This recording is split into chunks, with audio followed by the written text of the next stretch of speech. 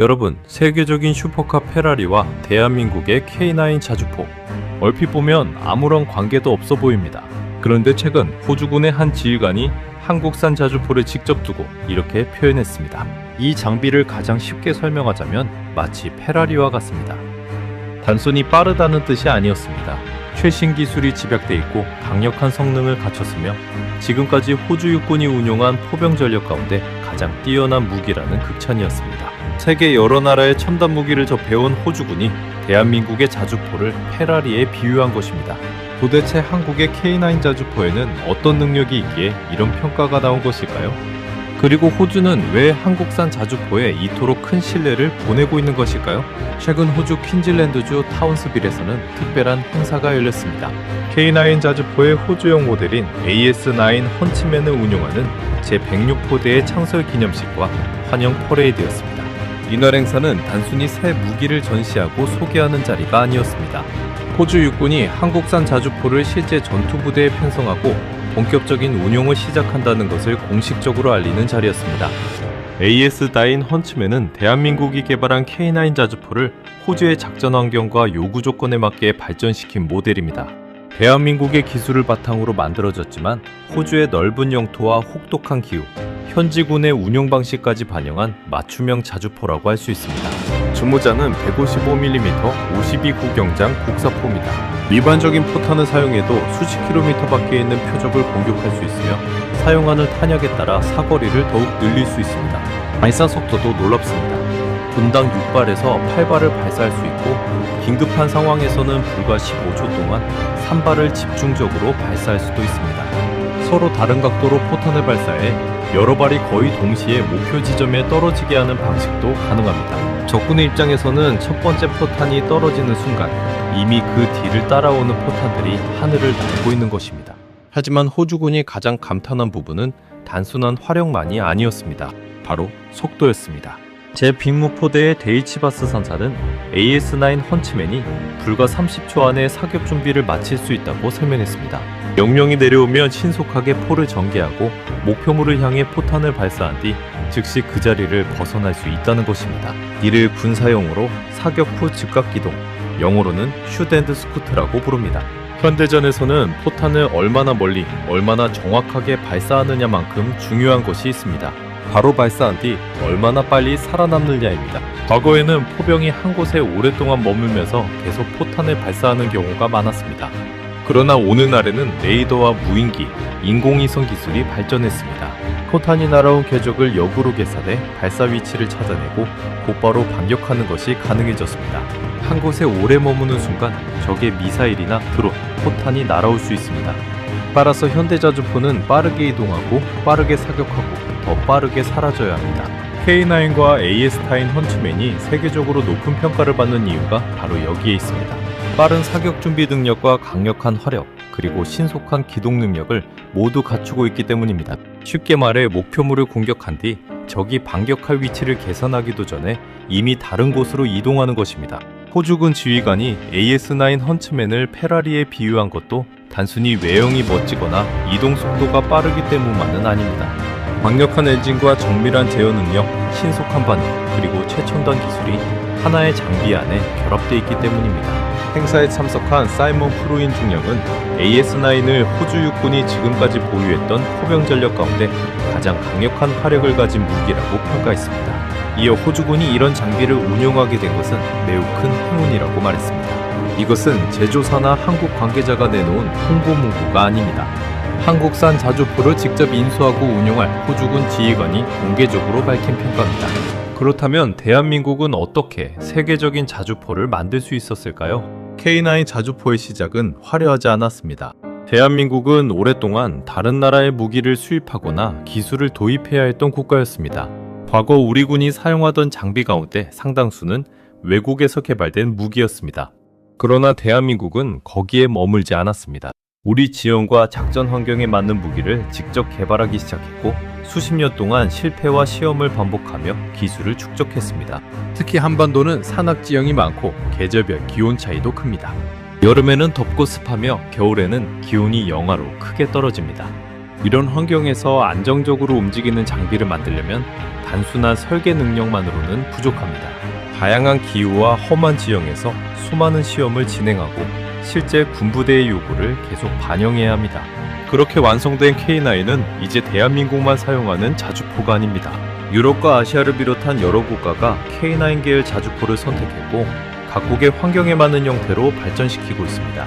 무기를 구매할 때 각국 정부는 애국심이나 호의만으로 수조 원에 달하는 결정을 내리지 않습니다. 성능과 가격, 납품 능력, 유지 보수, 부품 공급, 승무원 안전성까지 철저하게 검토합니다. 그 까다로운 경쟁에서 한국산 무기가 계속 선택된다는 것은 대한민국의 기술력이 세계 시장에서 실제로 인정받고 있다는 의미입니다. 특히 호주가 놀란 또 하나의 이유는 한국 방산의 빠른 납품과 전력화 능력이었습니다. AS 가우 헌츠맨은 호주 빅토리아주 질롱에 위치한 하나 디펜스 오스트레일리아 시설에서 최종 조립과 시험을 거쳤습니다.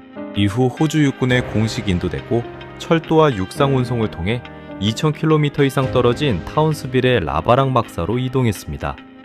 한국으로 따지면 서울과 부산을 몇 차례 왕복하고도 남을 정도의 거리입니다. 그러나 장비를 부대에 가져다 놓는 것으로 끝나지 않았습니다. 호주 장병들은 곧바로 운용교육과 정비교육을 받았고 사격 통제 체계를 다루는 방법과 실제 전투 상황에서 필요한 운용 절차를 익혔습니다. 그리고 포대를 창설한 뒤 야전 훈련까지 이어갔습니다. 공장에서 출고된 지 약 2달 만에 장거리 수송과 부대 배치, 승무원 교육, 포대 창설, 야전훈련 참가까지 빠르게 진행된 것입니다. 일반적으로 새로운 무기 체계는 인도된 뒤에도 실제 부대에서 사용하기까지 상당한 시간이 필요합니다. 시험 과정에서 문제가 발견될 수도 있고 정비 체계를 구축하거나 승무원을 교육하는 데도 오랜 시간이 걸립니다. 그런데 AS9 헌츠맨은 짧은 기간 안에 실전 부대에 안착했습니다. 단순히 무기를 빨리 만들어 보낸 것이 아니라 구매한 국가가 실제로 사용할 수 있도록 교육과 정비, 현지 생산 기반까지 함께 준비했다는 뜻입니다. 바로 이것이 오늘날 K방산의 진정한 경쟁력입니다. 아무리 성능이 좋은 무기라도 필요한 시기에 받을 수 없다면 전력 공백을 막을 수 없습니다. 계약만 체결해 놓고 수년을 기다려야 한다면 급변하는 안보 상황에 대응하기 어렵습니다. 대한민국은 품질을 유지하면서도 약속한 시기에 장비를 공급하고 상대 국가가 신속히 운용할 수 있도록 지원하는 능력을 보여주고 있습니다. 쉽게 표현하면 좋은 무기를 만드는 것을 넘어 약속을 지키는 방산국가로 인정받기 시작한 것입니다. 호주가 AS9 헌츠맨을 선택한 것에도 분명한 전략적 이유가 있습니다. 호주는 거대한 국토와 세계에서 세 번째로 큰 배타적 경제 수역을 보유한 나라입니다. 인도양과 태평양을 연결하는 중요한 해상교통로를 방어해야 하고 유사시 동남아시아와 남태평양 지역까지 전력을 신속하게 전개해야 합니다. 과거에는 호주 본토를 방어하는 것이 가장 중요한 목표였다면 이제는 훨씬 먼 지역까지 영향력을 행사할 수 있는 군대로 변화하고 있습니다. 이를 위해서는 해군과 공군뿐만 아니라 먼 거리에서 적을 공격하고 기계화 부대와 함께 빠르게 이동할 수 있는 육군 화력도 반드시 필요합니다.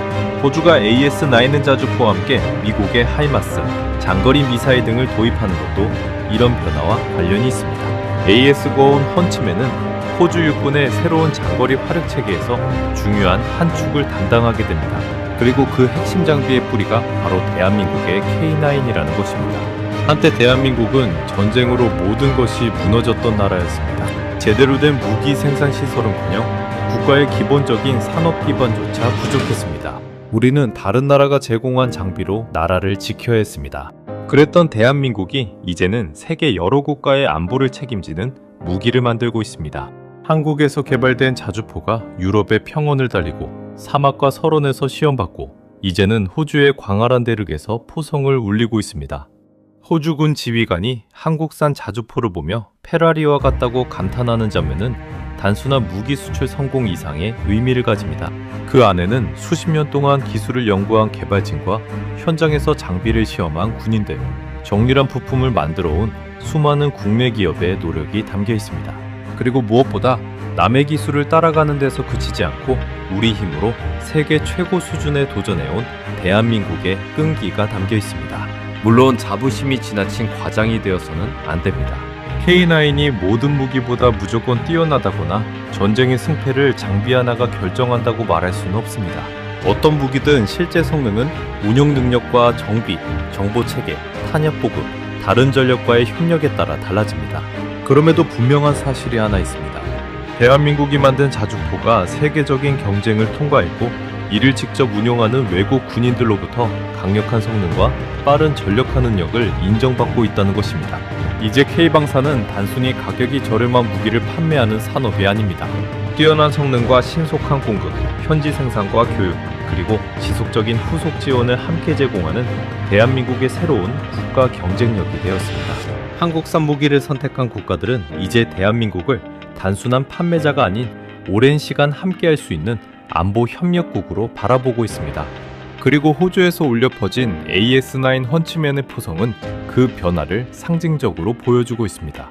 한국의 K9은 마치 페라리와 같다. 이 한마디가 더욱 특별하게 들리는 이유입니다. 폐허 속에서 다시 일어난 나라, 다른 나라의 무기를 받아 사용하던 나라, 그 대한민국이 이제 세계 최고 수준의 자주포를 만들고 선진국 군대가 감탄하는 기술을 수출하고 있습니다. 빠르게 이동하고 정확하게 공격하고 임무를 마친 뒤 즉시 사라지는 AS9 헌츠맨. 그러나 이 자주포보다 더 빠르게 세계를 놀라게 하고 있는 것은 어쩌면 대한민국 방위산업의 성장 속도인지도 모릅니다. 우리가 당연하게 바라봤던 메이드 인 코리아가 이제 세계의 안보를 지키는 신뢰의 이름으로 바뀌고 있습니다. 호주의 광활한 대륙을 달리게 된 한국 기술의 결정체. K9을 향한 호주군의 극찬은 우연도 단순한 외교적 인사도 아니었습니다. 수십 년 동안 묵묵히 기술을 쌓고 약속을 지키며 증명해온 대한민국이 받아낸 정당한 평가였습니다. 이제 세계가 대한민국의 무기를 바라보고 있습니다. 그리고 대한민국의 K9은 오늘도 세계 곳곳에서 새로운 역사를 써내려가고 있습니다.